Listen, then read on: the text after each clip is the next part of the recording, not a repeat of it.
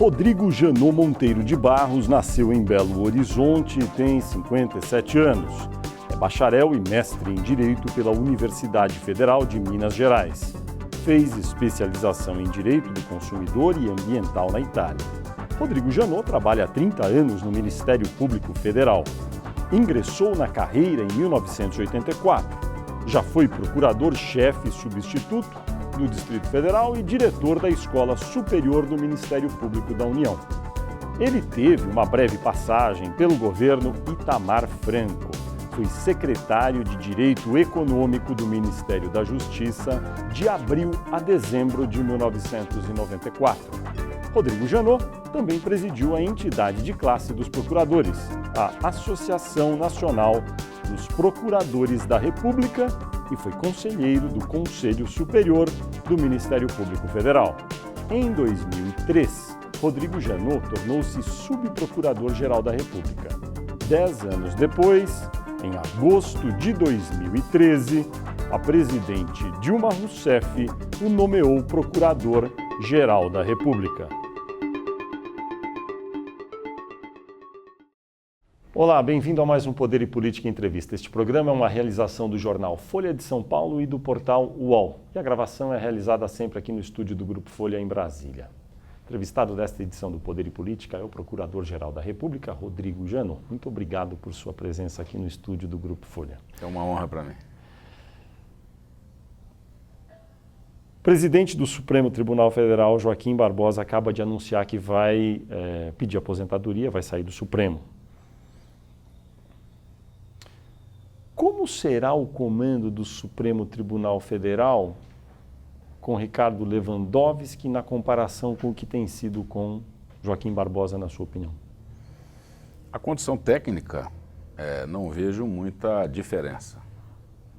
São os ministros, o funcionamento do Supremo tem a sua praxe, tem a sua rotina, e disso aí eu acho que a tendência é não alterar. O que vai mudar, o que eu vejo, é o comportamento pessoal de cada um. O ministro Joaquim Barbosa é mais retraído, mais, ensimesmado, e o ministro Lewandowski é uma pessoa mais expansiva, uma pessoa que se relaciona de maneira mais fluida. Então, acho que essa será a diferença de um e de outro. Mas a condição técnica é a mesma. Que juízo o senhor faz aí do ano e meio aí da presidência de Joaquim Barbosa à frente do Supremo? Acho muito positivo, ele teve uma atuação marcante, uma atuação firme e que trouxe o Supremo para a pauta da sociedade. Então hoje a sociedade conhece o Supremo mais do que conhecia antes da intervenção do ministro Joaquim Barbosa. Ele tomou uma decisão que teve muita repercussão, que vem a ser a respeito do cumprimento da pena de condenados na ação penal 470, conhecida como mensalão, que tem direito ao regime semiaberto. No entendimento de Joaquim Barbosa, só quem cumpriu 1/6 da pena pode ser autorizado a trabalhar fora. Certo. Isso é uma polêmica. Qual é a sua opinião a respeito disso? O dispositivo legal, ele admite as duas interpretações, em que o regime semiaberto imporia ao condenado a obrigação de cumprir encarcerado o 1/6 da pena e depois se dedicar ao trabalho. A outra corrente, que é a majoritária e a qual eu me filio, é que a condenação ao regime semiaberto, desde que haja oferta de trabalho digno, sério, correto e trabalho que permita a ressocialização do condenado, ela possa ser imediatamente engajada, ou o condenado pode imediatamente engajar nesse trabalho externo. Foi um excesso cometido por Joaquim Barbosa nesse caso, então? Não, são interpretações jurídicas que a lei permite. A interpretação majoritária é essa. E me parece que são 77 mil presos na realidade carcerária brasileira que assim desfrutam desse sistema. Agora, são interpretações jurídicas. O senhor acredita que a composição do Supremo hoje, com a saída de Joaquim Barbosa, e certamente há os agravos lá já apresentados, a interpretação do Supremo será no sentido de talvez rever essa decisão? Aí é uma... O senhor defenderá que sim? Eu defenderia que sim, com certeza. Já fiz isso por escrito, né? Já me manifestei. Agora, antecipar o julgamento da corte, eu não tenho condição de fazê-lo. E o senhor, evidentemente, espera que a corte siga, enfim, o seu pedido. Eu acho que a pena, ela tem uma finalidade. A pena não pode ser um castigo em si mesmo, né? Então, a pena, qualquer que seja ela tem que ter um destino de reinserção do condenado no convívio social, de reeducação do condenado. Eu acho que esse caráter, esse aspecto da pena de ressocialização e de reinserção na vida social, ela se apresenta mais positiva se você permite o trabalho imediatamente, e não encarceramento, e num sistema carcerário brasileiro que é, no mínimo, vexatório e vergonhoso, né? Você acha que talvez o presidente Joaquim Barbosa tenha ficado emocionalmente envolvido e tomou uma decisão talvez um pouco mais dura do que deveria ter tomado nesse caso? Não, vejo como decisão técnica mesmo, interpretação jurídica e, repito, a lei permite essa interpretação. E agora vai depender da composição que ficar ali, porque quando os agravos forem julgados, eles vão dizer se mantém ou não essa interpretação. São 10 ministros que vão julgar, né? E a maioria dirá qual é o destino dessa interpretação jurídica para o cumprimento da pena. Mas o senhor tem uma convivência ali, conhece todos eles, assim, o seu sentimento sobre o rumo que pode se tomar, qual é? Seria leviano da minha parte antecipar julgamento do que a corte dirá, né? Essa prisão aí dos condenados do Mensalão levantou muita discussão na mídia, chamou atenção para o estado das prisões brasileiras. O que precisa ser feito para melhorar no sentido de fazer com que os presídios brasileiros realmente trabalhem pela reinserção daqueles que são apenados? Precisa melhorar muita coisa, né? O que, por exemplo? A partir do episódio do presídio de Pedrinhas, no Maranhão, que foi ao final do ano passado, novembro, dezembro, o Conselho Nacional do Ministério Público, o Conselho Nacional de Justiça, o Conselho Federal da Ordem dos Advogados do Brasil, o Ministério da Justiça, o Conselho de Defensores Públicos e o Conselho dos Secretários de Justiça dos Estados despertaram para esse problema. O problema do sistema carcerário brasileiro ele vem sendo negligenciado já há muitos e muitos anos, né? Tanto o Estado não se preocupa com ele, como a sociedade também não. E uma relação direta que me parece que se possa tirar é que toda vez que esse sistema carcerário ele chega a essa situação que chegou, recrudesce a questão da violência e da segurança pública fora do presídio. Como estamos hoje, o sistema é um formador de criminosos. E esses criminosos dentro do presídio atuam fora dele. Em razão desta constatação, todos esses órgãos envolvidos, nós desenvolvemos um trabalho aí em 3 ou 4 meses, que foi apresentado na quarta-feira às 9h30 da manhã, e esse programa se chama Segurança Sem Violência, que apresenta medidas de curto, de médio e de longo prazo. Como o sistema carcerário chegou a este ponto, você não tem condição de mudar isso de um dia para a noite, mas você tem medidas que podem ser usadas agora para aliviar um pouco esse terror que se está nos presídios, medidas de médio e medidas de longo prazo. Não é uma decisão que está muito nos estados, nos governadores de estado e, em certa medida, também no governo federal, porque o que a gente observa é que precisa ser alocado verba do orçamento para melhorar as condições. E, em geral, os políticos que são eleitos não gostam de gastar dinheiro com isso. Como é que resolve? Bom, esse programa oferece uma cesta de produtos, né?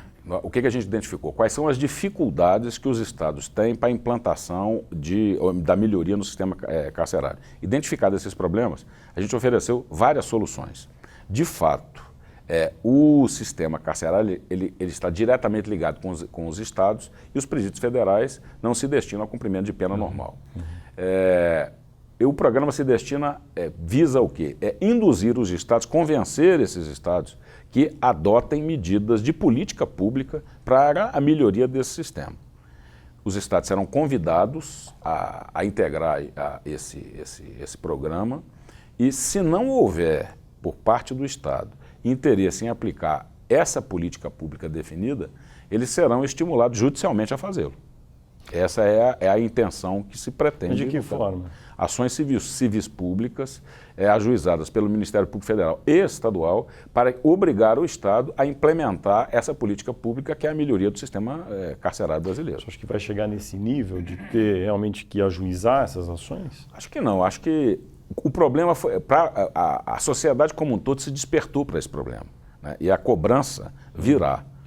Se for necessário, nós chegaremos aí até a ajuizamento. Mas não é a melhor, com certeza não é a melhor solução, é judicializar a questão. Ou seja, se os estados resistirem a implantar programas de melhoria nas condições dos presídios, o Ministério Público está propenso a ajuizar ações civis públicas para induzir a implantação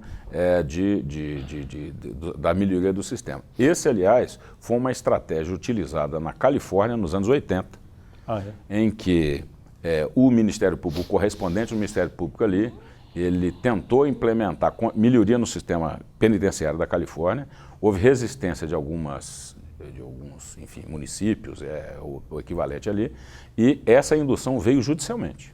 Isso é um caso clássico nos anos 80, em que a melhoria do sistema penitenciário da Califórnia foi induzida através de ações judiciais. Olhando os políticos e alguns governadores, eu tenho a impressão que vai ser meio inevitável acontecer isso, porque há uma resistência grande. Né, se chegarmos a isso, né? Mas a vantagem de hoje é que a questão hoje está sob luz. A sociedade se despertou para isso, né? E a sociedade tem que entender quanto pior o sistema carcerário, pior a segurança pública na rua. Há uma relação direta entre piorar o sistema de apenamento, de cumprimento de pena, e o recrudescimento da questão da piora da segurança pública. Por quê? Por que acontece isso? Por que há essa relação? Grupos criminosos se criam nesse ambiente enfim, de maltrato, né? Então as pessoas começam ali a se proteger e conseguir eventuais melhorias episódicas através deles próprios. Isso gera, então, o nascedouro de grupos criminosos. Qual que é a medida principal, primeira que deveria ser tomada para melhorar o processo de reinserção de pessoas que ficaram na prisão e depois saem? Acho que são várias as medidas. Mas assim, tem alguma que seria assim principal, o pontapé inicial? Acho que você tem que atacar saúde dentro dos presídios, você tem que atacar a educação profissionalizante dentro dos presídios, você tem que dar oportunidade para presidiários e egressos a se inserirem no mercado de trabalho. Nós temos aí empresas que já fazem isso, tem o Sistema S que pode colaborar com isso, e tem uma experiência italiana que é a criação de cooperativas sociais, em que essas cooperativas absorvam esse tipo de mão de obra e prestam serviço de modo a permitir o trabalho. Além da violência que se vê nesses relatos aí em presídios atuais, nota-se também uma precariedade enorme nas instalações. E aí é que a gente chega com dinheiro, porque construção ali, enfim, obras físicas. Qual a importância disso nesse processo aí de melhoria? O Ministério da Justiça admite hoje disponibilizar para os estados em torno de 1 bilhão e 500 milhões de reais. A lógica, esse programa oferece de um lado, sugestões sobre o projeto dessas penitenciárias, enfim, auxiliar os processos licitatórios para a construção dessas penitenciárias e propõe a inversão da lógica que existe hoje. Hoje se busca a construção de presídios para a aplicação da pena exclusivamente do regime fechado. Nós temos hoje em torno de 80 mil presos que cumprem do regime semiaberto e que se ocupam vaga no sistema que deveria ser daquele do fechado. A construção de um presídio de regime semiaberto é muito mais simples e muito mais rápida do que a construção de um presídio de regime fechado. Então a gente propõe que se inverta a lógica, que essas construções venham para atender o regime semiaberto no primeiro momento agora, que seria mais ágil, e que essas vagas desafoguem esses presídios que acolhem ou que são destinadas a acolher o cumprimento de pena fechada. E outra é a resistência social de implantação do presídio, né? O que a gente propõe são benefícios fiscais para os municípios que aceitarem hospedar essas construções, né? Procurador, o que aconteceu no caso da Operação Ararate, que teve, da sua parte, um requerimento, um pedido para que o Supremo Tribunal Federal determinasse que os policiais federais envolvidos não dessem declarações à imprensa a respeito do caso? Primeiro, o esclarecimento, né, é que o meu pedido não foi para que os policiais federais envolvidos não dessem declaração, é que nenhum ator envolvido no caso, inclusive eu, pudesse dar qualquer declaração a respeito. O que eu imaginei? Quando você faz, foram 57 medidas de busca e apreensão. Quando você faz essas medidas invasivas, você tem que estar focado nessas diligências.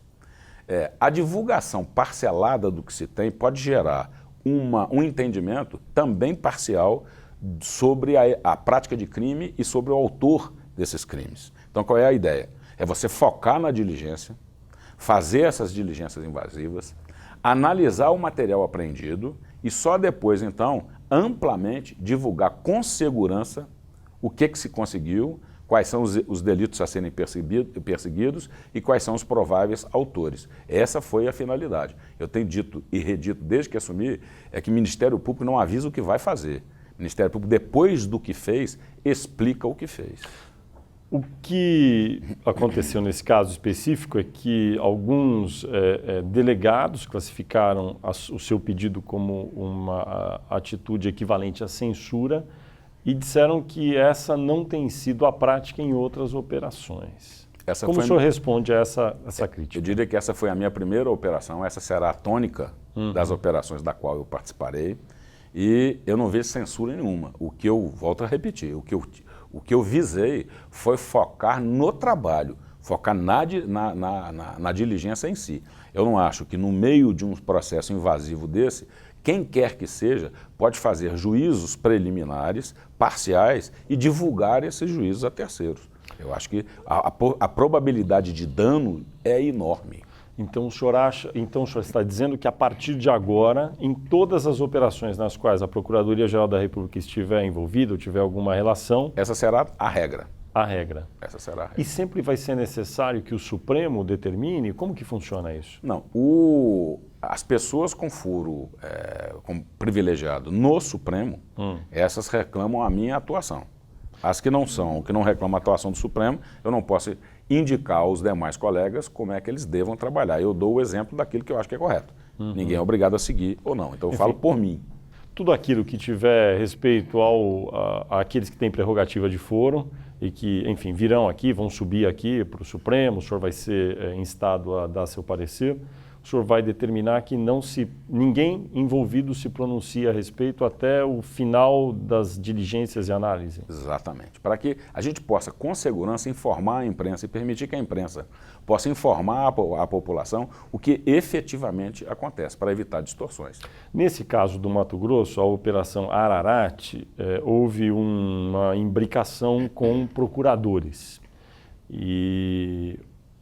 primeiro, a suspeita de que havia uma planilha com nomes de procuradores que teriam recebido pagamentos, não se sabe quais, ou não se sabia. E segundo, doações de campanha oficiais ao senador Pedro Tax, que é do Mato Grosso e que é seu colega também no Ministério Público.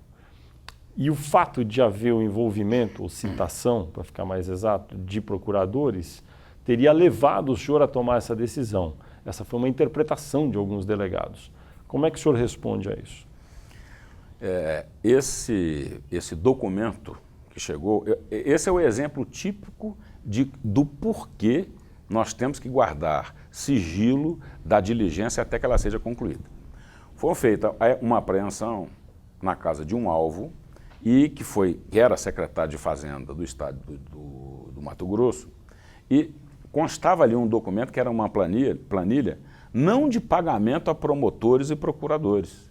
Constava ali uma planilha de cartas de crédito que essas pessoas que tinham crédito junto ao Estado de Mato Grosso obtiveram as cartas de crédito para ressarcir os seus créditos que são lícitos. Mas por que um procurador ou promotor tem que ter uma carta de crédito do governo de Mato Grosso? Isso é uma regra do governo como um todo, não é só procurador e promotor. São mais de 40 mil cartas de crédito que foram expedidas. Para funcionários do estado do Mato Grosso? Sim, para funcionários do estado do Mato Grosso. Por que o estado do Mato Grosso faz isso? Arranjou uma solução inovadora para fazer os pagamentos dos seus créditos, já que não dispunha de verba orçamentária para tal. Então, emitir essa carta de crédito, a pessoa recebe o seu crédito através dessa carta, dá quitação ao Estado, e esse documento público, esse título público, tem valor no mercado. Ele vai ao mercado e vende esse título público. Né? Para uma empresa que compra por um valor menor que o de face. Uma empresa que compra por um valor menor que o de face e aproveita o valor de face para pagar os seus próprios tributos junto ao governo, junto ao estado de Mato Grosso. Mas por que um servidor público de um governo estadual aceitaria receber uma carta de crédito e não obrigaria o Estado na justiça a pagar em dinheiro? O problema é que, se você obriga o Estado na justiça a pagar em dinheiro, você cai, primeiro, na morosidade da justiça e, segundo, na morosidade do pagamento através de precatório. E o Estado ofereceu essa saída para os seus servidores públicos. Então, não há uma lista de propina, como foi dito, nada disso. Foi apreendida uma lista relacionada com promotores e procuradores que receberam seus créditos através de carta de crédito. Como o sigilo foi levantado pelo juiz de primeiro grau, gerou toda essa celeuma, toda essa confusão. Por quê? Tendo levantado o sigilo, a gente tem acesso parcial a determinado documento e gera todo esse tipo de ilação, gera todo esse tipo de confusão, que só vem atrapalhar a investigação. E no caso do senador Pedro Taques, que recebeu doações vultosas de um dos que estão aí citados na Operação Ararate? Parece que não foi só ele, né? Parece que vários políticos locais receberam doações de campanha. Esse é o tormentoso tema, né, de doações, de financiamento de campanha com dinheiro privado. O senhor acha que a divulgação dessas operações cada vez mais frequentes aí da Polícia Federal, em conjunto com o Ministério Público, a divulgação disso mais ajuda ou atrapalha o trabalho de quem investiga? A repercussão da operação em si? A divulgação e a repercussão. Eu acho que mais atrapalha do que ajuda. O que a gente tem que divulgar, a gente tem que ter transparência e esclarecer é o resultado que se obteve com ela. Aí sim. Né, chamar-se os meios de comunicação e dizer, olha, os investigados são esses, as medidas invasivas aconteceram por esses motivos, esses foram os fundamentos, e o que se obteve? Se obteve isso, para dizer, nós tínhamos razão naquilo que a gente imaginava ou não, erramos, essa pessoa não tem absolutamente nada a ver com esse ilícito que a gente pretendia ou achava. Mas o senhor é procurador, está há décadas aí na carreira, sabe também que muitas vezes em algumas regiões do país, ou, enfim, o procurador, o policial federal, às vezes sofre resistências quando está investigando e que pelo fato de a investigação ser divulgada, isso impede que alguns, de maneira incorreta, impeçam que a investigação vá para frente. Não existe esse fator positivo também, às vezes, na divulgação de uma investigação? Acho que a gente está falando duas coisas diferentes. Eu estou me referindo ao sigilo daquelas medidas invasivas a que se refere. A investigação em si, o processo não é sigiloso, o processo é aberto. Então, não há nenhum problema em você identificar o que se faz e como se faz. O sigilo que eu me bato é o sigilo das medidas invasivas até que o resultado delas seja obtido. Mas uma vez que tudo está analisado e tabulado... Abrir, a sociedade tem o direito de saber. Né? E tem um outro efeito também, que concorre, efeito extremamente positivo, com a divulgação do processamento em si. Né? Por exemplo, não raro, colegas meus e policiais são ameaçados de morte pela razão do desenvolvimento do que faz. E a divulgação da investigação em si, não das medidas invasivas, ela é uma forma de se proteger a pessoa que é alvo de ameaça de morte. O senhor defende que o processo da Operação Lava Jato seja desmembrado, mantendo no Supremo apenas o trecho que envolve aqueles que têm direito à chamada prerrogativa de foro. Agora, como deve ser esse desmembramento, na sua opinião? Fica no Supremo aquilo que tem personagens com prerrogativa de foro, chamado foro privilegiado, e volta tudo para Curitiba, no Paraná, onde a Operação Lava Jato começou, ou não volta para o Paraná e vai para diversas praças, porque há envolvidos em Brasília, Rio de Janeiro, São Paulo e por aí? O material que está hoje no Supremo, eu vou analisar, deve estar chegando para mim, vários inquéritos e processos, deve estar chegando hoje. Foram enviados ao ministro Teori Zavascki. Que me enviou de ontem para hoje, não chegou ainda fisicamente na Procuradoria, mas está chegando. A análise que a gente faz agora é o seguinte: primeiro, aquelas pessoas que têm foro privilegiado, têm prerrogativa de função para ser processado perante o Supremo, esses necessariamente serão processados perante o Supremo. Uma segunda análise é outras pessoas que podem não ter essa prerrogativa de foro, mas em razão da conexão de prova para que eu possa desenvolver bem a investigação, é melhor que essas pessoas sejam processadas juntas, em razão da conexão de prova. Por isso, então, se estende a elas a prerrogativa de ser julgadas pelo Supremo em razão daquele que tem o foro privilegiado. Isso é que a gente tem que analisar. A conveniência na feitura da prova de manter alguém além daqueles que têm a prerrogativa de foro ou não. Aqueles que... O senhor acha que há essa possibilidade? Há essa possibilidade também. De ficarem alguns que não têm essa prerrogativa, que fiquem no Supremo juntos? Desde que isso seja... vital ali. Para a instrução, para a produção de prova. Mas não há clareza ainda a respeito disso. É porque eu não vi ainda o material, né? Entendi. E o restante será devolvido ao Paraná, que deve continuar as suas investigações daqueles que não têm prerrogativa de foro ou que a conexão probatória não recomende que seja processados pelo Supremo, e aí a investigação no Paraná, o juiz de lá decidirá o que deve ficar no Paraná e o que deve ser encaminhado para outras comarcas. Porque, pelo que eu entendi, alguns dos citados defendem que sejam processados em suas cidades de origem, esses que não têm prerrogativa para chegar até o Supremo. O senhor acha que, nesse caso, não, eles devem todos ficar no processo do Paraná? Quem vai decidir isso é o juiz do Paraná, porque ele também o juiz Sérgio Moro, juiz federal. E os colegas que atuam nessa investigação. Não é o Supremo que decide isso? Se fique lá ou não, não. O Supremo vai decidir aquilo da quem matéria que lhe é própria. No Supremo. O Supremo diz quem fica no Supremo e o que volta para o Paraná. A condução da investigação no Paraná, quem diz é o juiz e são os promotores naturais que atuam no caso.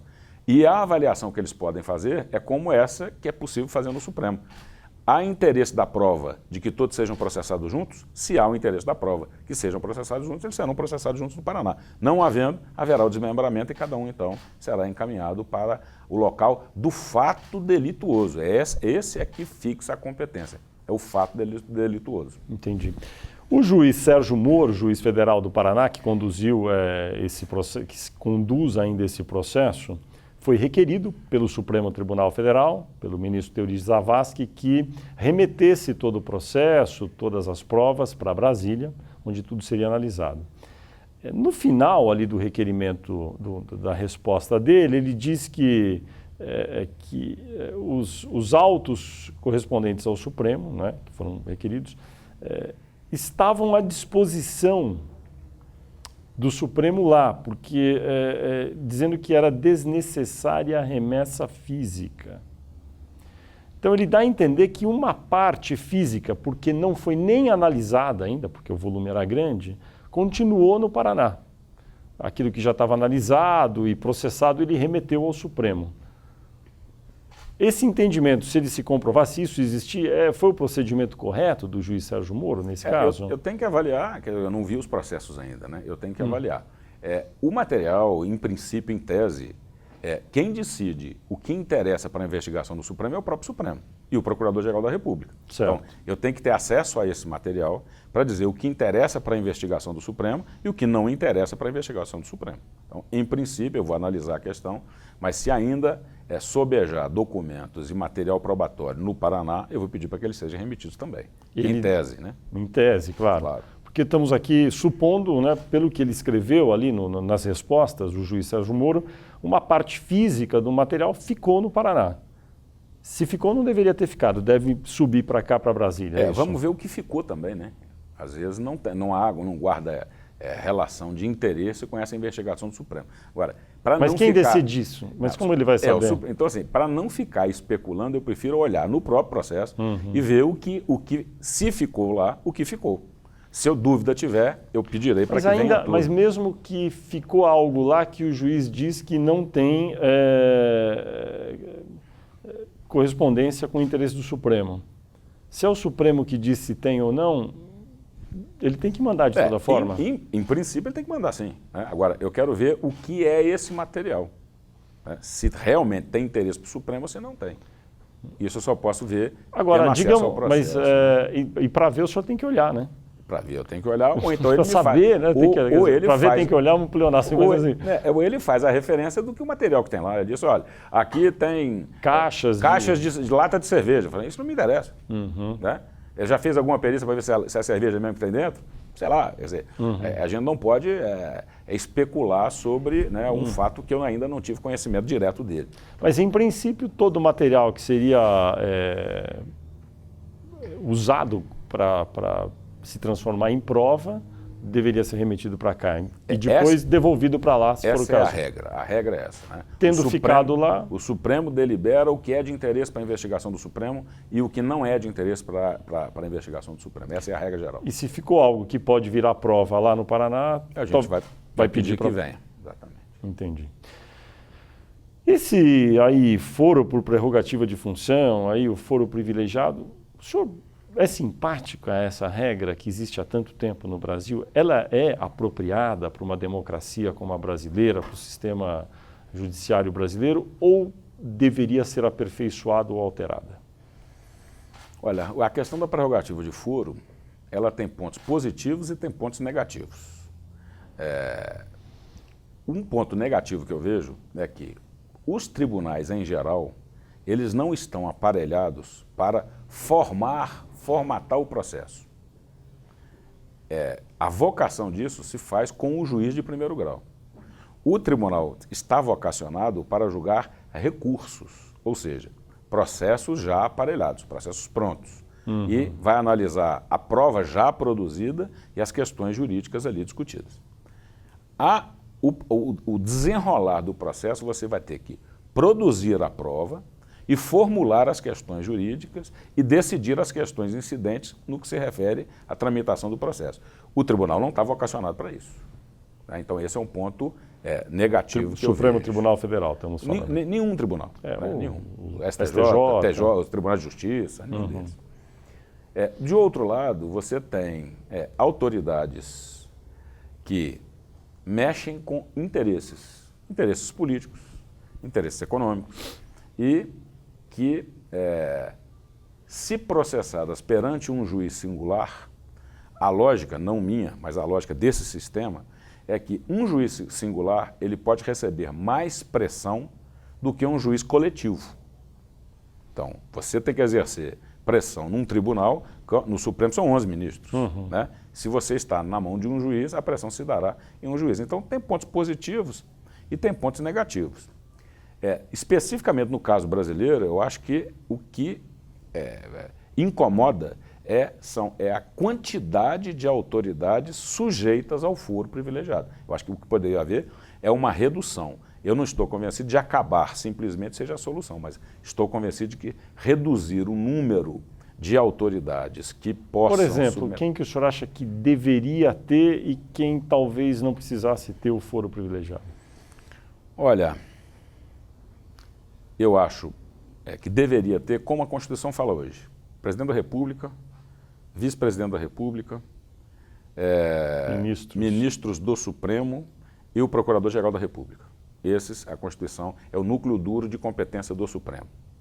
Ministros de Estado? Ministro de Estado, não vejo. Deputados e senadores? Também acho, senadores talvez, né, que é uma corte, assim, uma federativa, talvez um uma certa deferência ao Senado, mas é complicado. Prefeito, secretário de prefeitura, membros do Ministério Público, magistratura, todo mundo tem direito ao Tribunal de Contas. Então, assim, se estende muito. O senhor faria um enxugamento nessa lista? Eu faria, sim. O Supremo aí decidiu que agora vai julgar muitos desses casos nas suas turmas e não mais no plenário. Certo. Decisão acertada? Acho que sim. Por quê? É a maneira que se tem de dar agilidade aos processos que tramitam ali no Supremo. Muita gente reclamou que não vai mais passar na televisão. Pois é, mas isso é só colocar a TV Justiça nas turmas. É simples. É só colocar o aparelhinho ali e pronto. O senhor é a favor da transmissão ao vivo dos julgamentos? Sou. Eu acho que põe luz. Muita gente acha que atrapalha o julgamento do juiz, que fica sob a pressão das câmeras. O senhor acha que é... Olha, eu acho que quando você está ali no julgamento, eu pelo menos, eu nem lembro que eu estou de frente a uma câmara. Muita gente lembra. Mas eu acho que é bom que a sociedade conheça o julgamento, como é que se dá o julgamento e a posição dos juízes. Porque se isso interfere, não sei, na postura do juiz, permite também que a sociedade controle a própria manifestação que o juiz faz. A sociedade tem que conhecer isso. Eu acho que... Você acha positivo? Eu acho positivo. E a ida para as turmas também? O Supremo... O plenário do Supremo ele se reúne 2 vezes por semana, na quarta e quinta-feira, quartas e quintas-feiras. Os processos penais são julgados nas quintas-feiras. Tramitam no Supremo, estimativamente, aí, em torno de 250, 270 processos penais. Cada processo desse ele tem que ter 2 sessões. Uma sessão para o recebimento ou a recusa da denúncia, e uma segunda sessão para o julgamento propriamente dito do processo. Claro. É só fazer a conta e ver quanto tempo levaria para julgar esses 250. Se você manda para as turmas, você multiplica por 2 a possibilidade de julgamento, que são 2 turmas a julgar, e o funcionamento da turma ele é mais leve do que o funcionamento do plenário. São menos votos, né? São 5 votos. Né? Claro. O senhor acha que o Supremo tomou a decisão acertada na ação penal 470, o mensalão, quando decidiu que todos os réus deveriam ser julgados ali na Corte Suprema? Olha, decisão judicial a gente não cumpre, né? Então tem um ditado latino que diz Roma locuta, causa finita. A questão foi definida, está definida, foi já, passou. Então... Mas o senhor, acompanhando como procurador, o seu antecessor, por exemplo, advogou, se eu não me engano, de maneira diversa, não foi? Houve um pedido lá atrás para que houvesse a cisão do processo. Isso. E o Supremo entendeu da necessidade, pela conexão probatória, de o processo ser julgado em conjunto. Essa que foi a questão. Mas está superada, a ação 470, quer dizer, já acabou, Roma locuta, causa finita. Agora, em geral, o senhor acha que deve se usar com parcimônia essa possibilidade de trazer mais réus que não têm foro para o Supremo, ou o senhor acha que não faz diferença? Olha, vai depender do caso, né? Claro, da necessidade da prova. O que eu vejo de dificuldade... Mas quando não houver prejuízo... A cisão, aí sim, a cisão. Essa, inclusive, é a jurisprudência do Supremo, né? Se não houver prejuízo, faça a cisão, porque uma coisa é você trabalhar com o processo de vários réus, e outra coisa é você trabalhar com o processo de menos réus. Agiliza muito mais. Como homem do Ministério Público, o senhor ficou satisfeito com o resultado final do julgamento do mensalão? Roma locuta, causa finita, né? Eu acho que todos nós temos que ficar satisfeitos em razão de o processo ter se encerrado. Um processo acabou, né? Houve o julgamento. Juízo de valor sobre o conteúdo desse julgamento eu não faço. O senhor teve uma reunião hoje para tomar algumas providências sobre a Operação Ararat do Mato Grosso. Certo. Que tipo de providência vai ser tomada nos próximos dias a respeito dessa operação? Bom, deliberamos hoje de que na terça-feira se reúne o Conselho Superior do Ministério Público Federal. Na terça-feira eu vou submeter ao colegiado um pedido da criação de uma força-tarefa para auxiliar os colegas locais na análise dos documentos apreendidos por essas medidas invasivas. Por que isso é necessário? O material é muito Então, nós temos que colocar colegas que tenham expertise para análise desses documentos de forma a permitir a agilização do processo. Serão 3 colegas e outros técnicos da Procuradoria-Geral da República nas áreas de conhecimento, de contabilidade, enfim, de economia, etc. Ao todo, quantos devem participar dessa força-tarefa? De colegas serão 3, um procurador regional da República e 2 procuradores da República. De servidores ainda não há... Eu saí para vir para cá e continua lá a reunião para decidir o quantitativo de servidores. E uma vez aprovado pelo Conselho... Imediatamente eles irão para Cuiabá. E a ideia é que eles ajudem a acelerar ali o processo de análise. Exatamente. Os colegas envolvidos nessa investigação pediram esse auxílio, né? E eu estou submetendo essa questão ao Conselho. Acho que não haverá problema nenhum. Não é a primeira vez que se faz isso e nem será a última. Existe alguma expectativa a respeito de prazo para analisar o volume de documentos e provas apreendidas? Eu não consigo avaliar isso hoje, né? O que a gente quer é que seja o mais rápido possível para acabar com essas incertezas que ficam aí com essas apreensões e para que a gente possa apresentar à sociedade o resultado do trabalho. O senhor pediu no Supremo Tribunal Federal a abertura de um inquérito para investigar congressistas suspeitos de envolvimento no chamado caso Siemens. Como estão essas investigações? Bom, estão em curso, né? O inquérito está seguindo sua tramitação regular e ficaram 2 congressistas e eu pedi a cisão dos demais para que voltassem para São Paulo. Então ficaram 2 aqui, ambos têm prerrogativa de foro e os demais foram para São Paulo. Se no curso da investigação outros surgirem, esse processo será novamente remetido para aqui e o Supremo analisa a cisão ou não do restante da investigação. No mês de março, alguns congressistas pediram ao senhor que apurasse se houve envolvimento da presidente da República, Dilma Rousseff, na compra de uma refinaria por parte da Petrobras lá nos Estados Unidos. O que sobrou desse caso? Que providência foi tomada? Está em apuração. Tramita O que isso significa? Nós estamos analisando se houve ou não a imputação que foi feita a ela. A imputação foi de ato de improbidade administrativa e nós estamos analisando essa imputação. Demora muito para terminar essa análise? Não, deve estar já acabando mais uns 30 dias, eu acho que a gente tem condição de encerrar. Tudo isso? Porque é muito material, né? É material, informação, a gente tem que colher informação fora. Então. Porque a informação básica que ela, pelo fato de fazer parte do conselho da Petrobras à época que a refinaria foi comprada, responsabilidade teria, assim como os outros envolvidos ali sentados no conselho. Só essa informação seria insuficiente, teria que analisar o contexto todo, é isso? Tem que analisar o contexto para olhar. Primeiro, uma deliberação pode ser correta ou incorreta. Isso não é nem crime nem improbidade. A deliberação de um colegiado, você tem que sopesar a participação de cada um do colegiado naquela decisão. Então, o simples fato de ter havido a deliberação e se essa deliberação é correta ou incorreta, não gera em si crime ou ato de improbidade. Não há. É necessário averiguar o grau de conhecimento e dolo. E se houve dolo, claro. Entendi. E estamos aqui no final de maio. O senhor acredita que ao longo do mês de junho conclui sua análise? Exatamente. O senhor é a favor de acabar com a regra no Brasil, que existe há muito tempo, de delimitar muito estritamente os prazos eleitorais e que proíbe políticos de fazer campanha aberta até 3 meses da data da eleição? Olha, a regra está posta e a regra há de ser cumprida. É boa essa regra? Mas na formulação da regra, eu acho que quem delibera sobre isso deve pensar, segundo eu imagino, que a disputa eleitoral é uma disputa que deve gerar possibilidade de discussões, de confronto de ideias. Quanto maior a discussão e quanto maior o confronto de ideias, mais esclarecido fica o eleitor.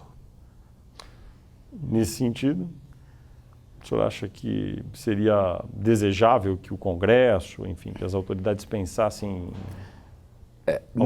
alterar no sistema como um todo, né? Porque hoje, em matéria eleitoral, nós temos de leis principais, você tem o Código Eleitoral, Lei Geral das Eleições, lei complementar da inelegibilidade, você tem a lei de partido político, lei que disciplina as consultas populares, iniciativas populares. Então, assim, o que eu acho, tem a questão do financiamento de campanha.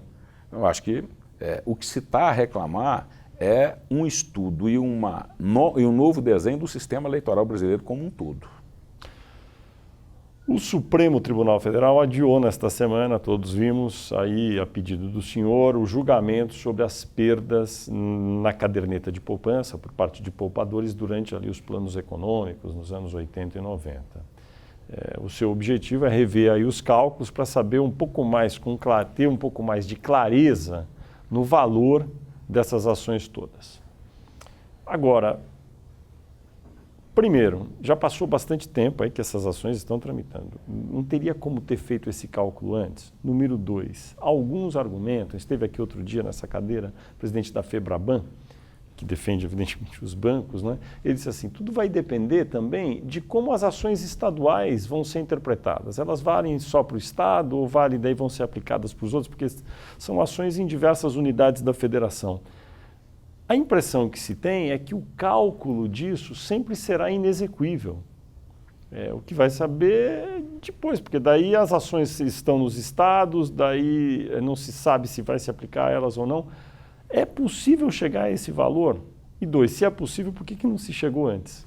Bom, há um equívoco aí sobre a questão dos cálculos. O que eu pedi para rever foram cálculos feitos pela própria Procuradoria, no começo do ano passado, se não me engano, não do reflexo econômico dessas demandas, mas foram cálculos em que se apontou o lucro dos bancos no somatório dos diversos planos econômicos.